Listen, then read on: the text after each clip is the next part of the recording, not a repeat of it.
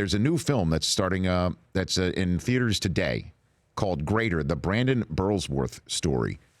And Brandon Burlsworth was a walk-on at Arkansas, and many people think that he's the greatest walk-on in the history of college football. He wound up becoming a third-round draft choice of the Indianapolis Colts in 1999, the year after Bill Polian drafted Peyton Manning there in Indianapolis. And then 11 days after being drafted, killed in a car accident.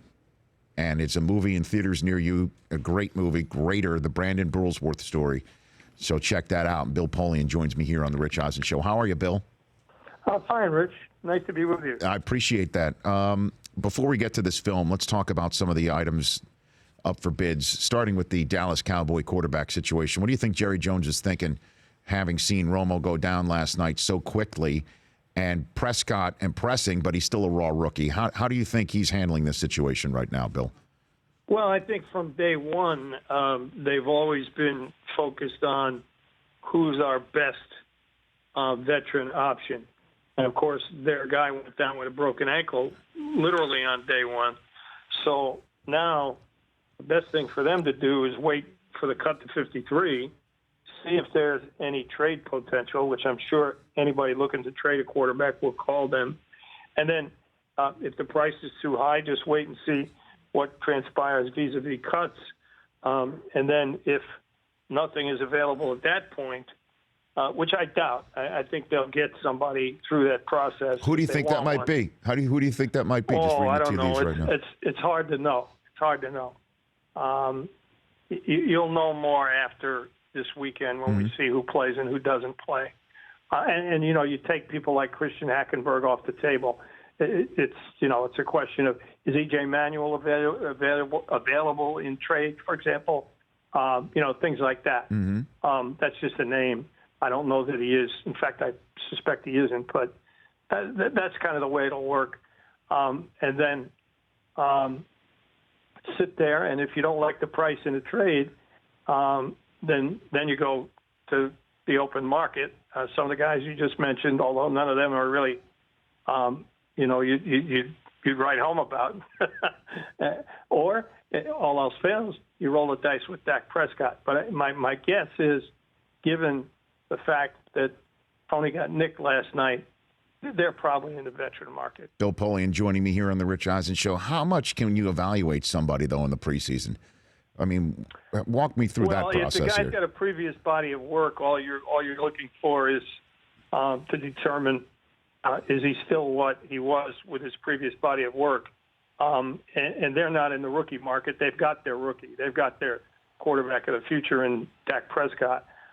So it's veterans, and you look at his previous body of work and what he may have done this preseason, simply trying to determine, is he healthy, is his arm strong, et cetera. So I'm on the phone with Bill Polian, Pro Football Hall of Famer. I'm sure you don't get tired hearing that, right, Bill? That's pretty neat stuff. Thank you. No, I don't. Of course, here on the Rich Eisen Show. So what do the Chargers do now? They put this release out there, so there's no negotiating against themselves, I guess. And Bosa's not coming in. So how does Humpty Dumpty get put back together here again with Bosa and the Chargers, Bill? First of all, I don't think Humpty Dumpty is broken. I think this is a garden variety holdout. You and I are old enough to remember when there were rookie holdouts every year, and they were acrimonious and long, et cetera, et cetera. This is what it's about. It's about the agent, and it's not about Joey Bosa on two fronts. On the one hand, it's not about Joey Bosa now. It's about the agent. And on the other hand, it's about the agent and his employers at CAA trying to drum up business in next year's crop of draft choices. So at some point in time, Joey Bosa will come in because this is, if I were the Chargers, I'd just sit there and wait. So you cut out there, Bill. But I mean, for somebody who's sitting there thinking, well, of course, Bill, you're a front office guy. You're going to take the front office approach and blame the agent here. I mean, what makes you think it's, the Chargers didn't wait too long here? They waited too long for 2 weeks to. It had nothing to do with the Chargers. This is 100% agent.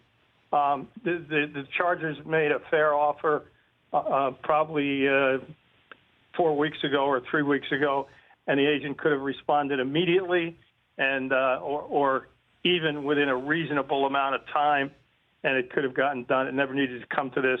This is all about the agent. No kidding.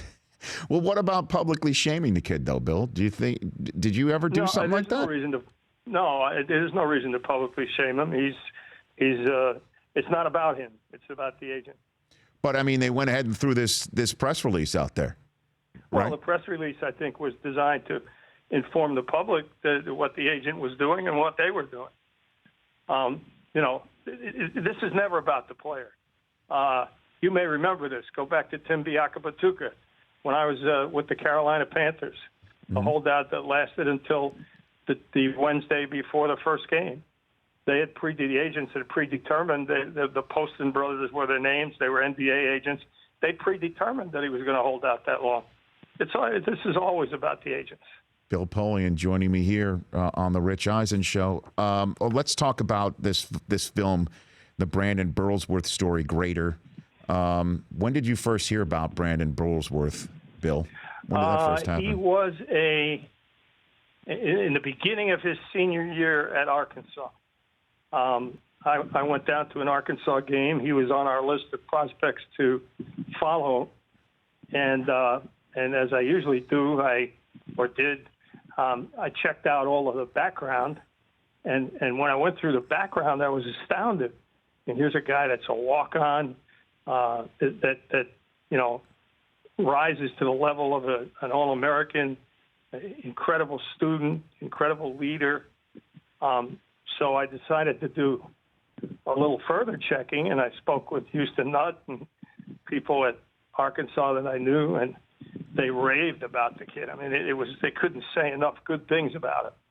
And then our scouts went in there, and the scouts all came back and said the first guy everybody at Arkansas talks about is Brandon Burlsworth. And, of course, he was, from the standpoint of the eye test, he didn't pass. He was, it wasn't a great-looking body, and he had those glasses, which turned out to be a marketing boon in the sense that they were a trademark for him. But he wasn't concerned about that either.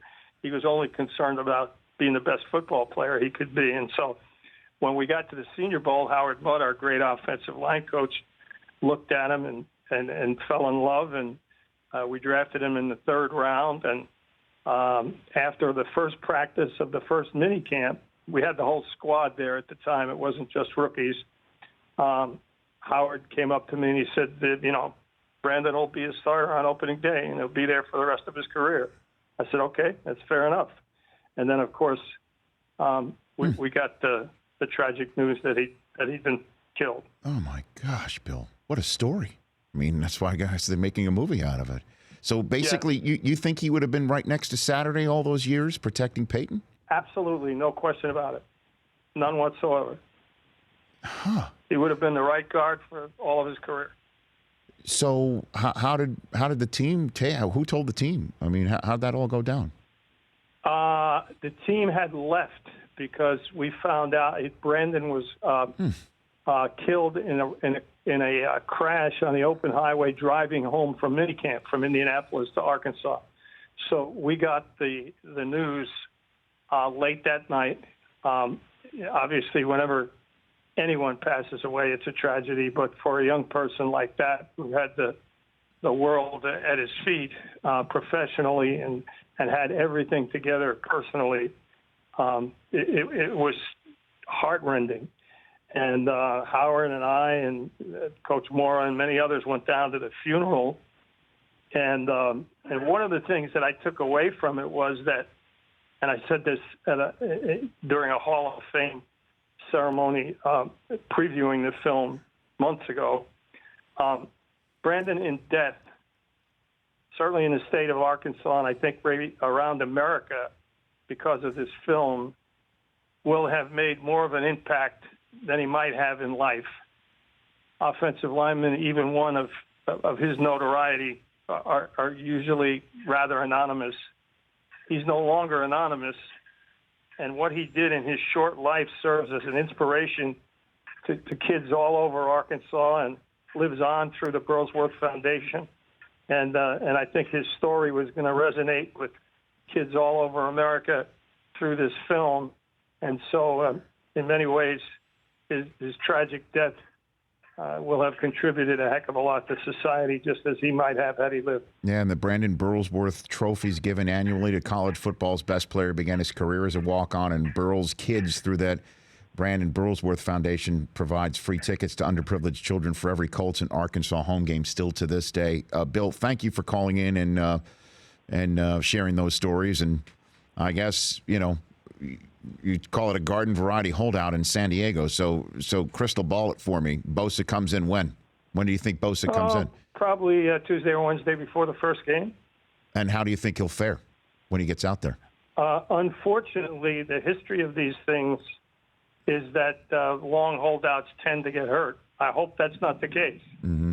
I pray that it's not the case. But the odds are against the odds favor injury. Let me put it that way. Bill, thanks for the time. Appreciate it. I'd love to have you back on during the season. We'll talk about what's going on the field.